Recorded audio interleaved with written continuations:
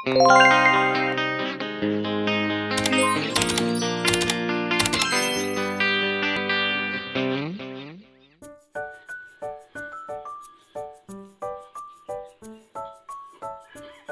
afternoon po. Ngayon update po tayo sa ating backyard fish pond.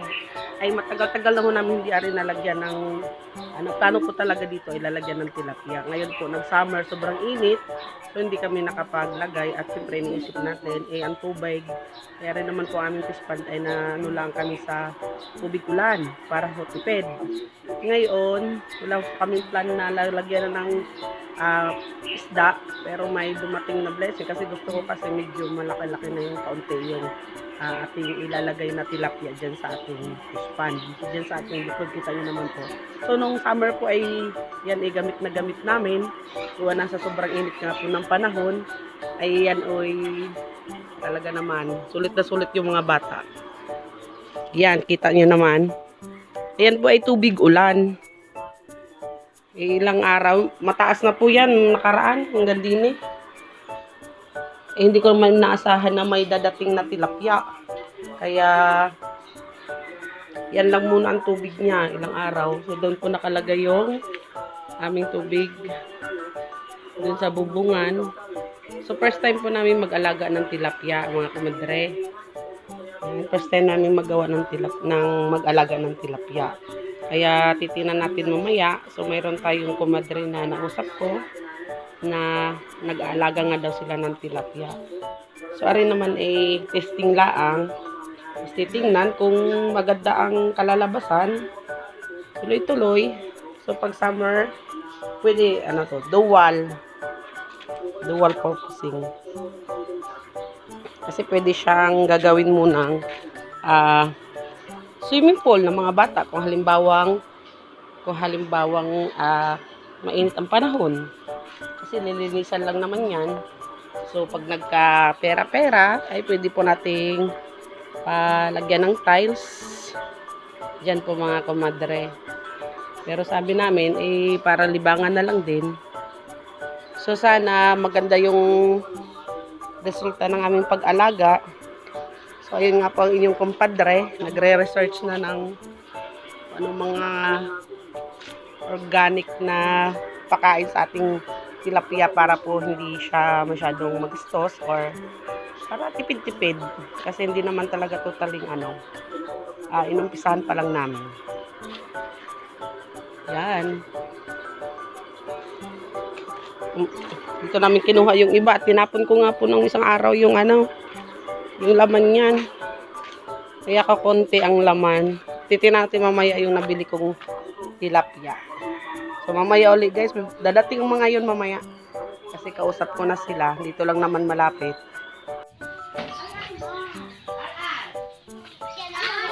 May pipilihan pa kayo din, may tilapia pang ihog. Kung dito nyo ilalagay? Wow. May tilapia pa kayo pipilihan din malaki.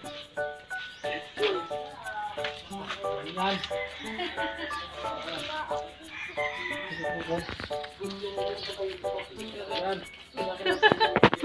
Ang laki na lang aquarium mo. Pilat tong si Nini, oh. Ganda yan, oh. Ang nagtinda ng tilapia. Talaga naman nag-vlog pa eh. Shoutout sa magandang babaeng dilag.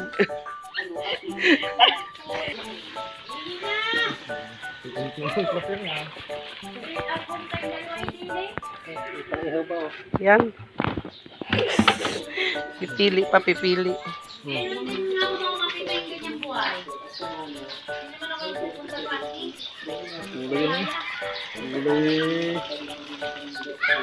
Kaya ma'am, yan yung pangihaw. Iniwalay nyo. Baka may aquarium mo rin ma'am yan ha.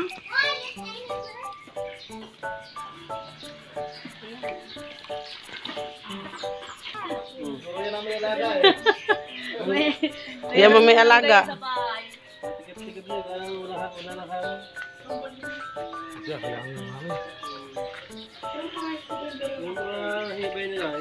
Sige po sa mama tama.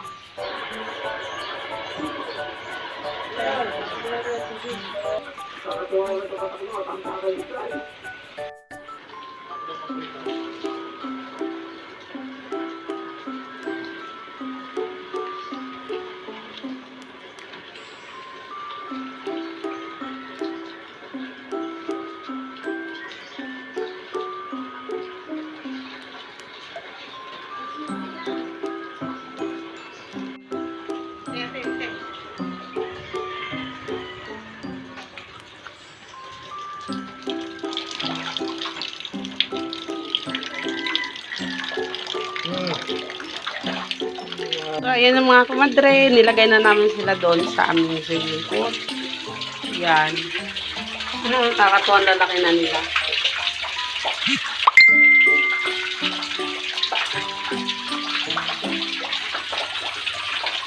Yan po. Yung iba ay nagre-recover pa, pero nahinga pa naman yan.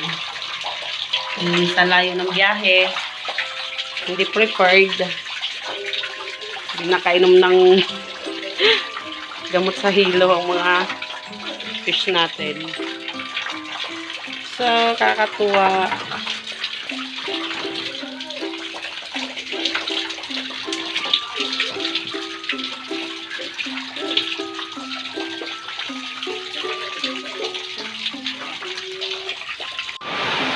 So, ayan guys, ang lakas ng ulan. Thanks God. Eh, kami nagpaano ng tubig. Eh, lakas naman ng ulan. Ayun, save na naman ang tubig. Lakas eh, oh. Tuwang-tuwang isda. Save by the bell ang tubig. Yan, mga kumadre. Pakita ko sa iyo yung aming isda. Yun. Lalanguyan na sila. Mga isda, mga kumadre.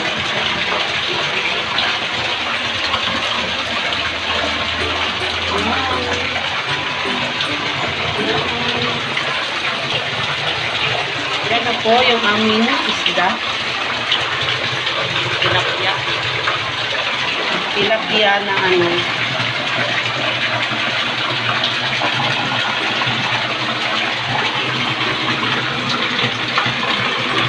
Ang lang. Ang strap po yun.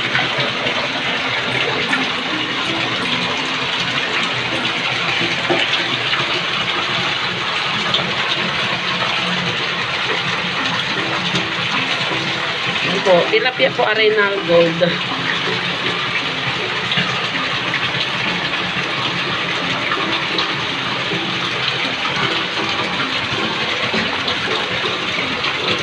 Lakas.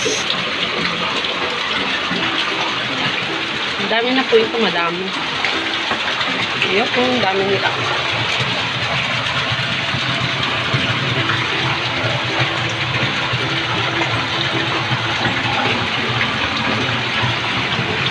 Naglaro. So, gold na tilapia. Pero ang tilapia po dito sa Batangas ay ito. Repit yata tawag ng dugong daw. Ay, laki. Ito po yung tilapia. Oh. Yun. Kakatuwa mga kumadre. Yan. Yan. Oh. Ayun, pang ano namin, pang pritos. May sinama na namin din eh. Frio nung nang nagbigay. So, pang pritos. Ang lakas ng tubig. Mga kumadre. Hindi nga ako kahuhuli ng isda.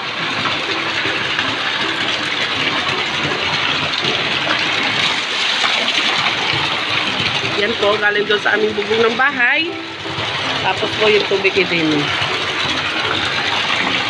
So, mamaya buhayo na yung aming, mayroon mo kami ditong filter yan. Buhayo na naman. Hiningal ako.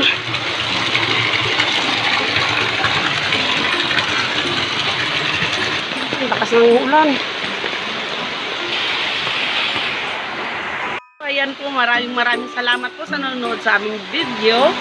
Oh, nakita nyo naman yung aming mga isda doon, yung aming tilapia. Kasi iba't ibang klase po yung tilapia. Mayroong tinatawag nilang dugong o kaya yung gold tilapia. So, hindi nga ako bumili ng fingerless, kaya ang binili ko na lang yung medyo malaki-laki na sa mga taong mayroong nagpifish pan na medyo malaki yung kanilang tilapia. Gawa ng, siyempre medyo mahirap-hirap din mag-alaga ng medyo maliit pa. Siyempre may mga feeds niya. Kaya ang pinili ko po ay yung medyo malaki na para ano na lang, yung mga organic. So nag-research nga kami. So pwede pala yung mga dahon ng papaya, yon mga organic, yung mga kangkong, yon. Kaya yun muna ang aming ilalagay doon. So salamat sa mga nanonood sa aming video, sa mga gusto sa mga nagsusubaybay, yan po. Pakiiwan naman po ng comment doon sa baba, o kaya like, o kaya share kung nagustuhan niyo yung video namin. Tapos po, sabi nga, lagi nga po nasasabi, ganare, mare, kumadre, gayong kumadre. Eh, pa-comment naman po ako para po natitrace ko kayo o gusto niyo magpa-shoutout sa aming aking video. Tapos po, pag ano po, pwede naman kayong mag-comment kung anong pangit sa video ko para po makapag-adjust po ako. Kasi mga beginners pa nga po. So, sana nagustuhan niyo po yung video namin. So, maraming salamat po sa nag-deliver ng aming tilapia. At tapos, tilapia na nandoon na siya, palangoy-langoy na. So, mayroon mang ibang namatay, pero syempre, sa biyahe, tayo nga, hilong-hilo, mga tilapia pa kaya alog ng alog sa sa timba. Sa timba lang kasi siya nilagay. Tapos, yun, kita nyo naman yung video namin. So, maraming salamat po, lalong-lalo na sa nagbigta sa amin. Trixie, shout out sa iyo. Thank you.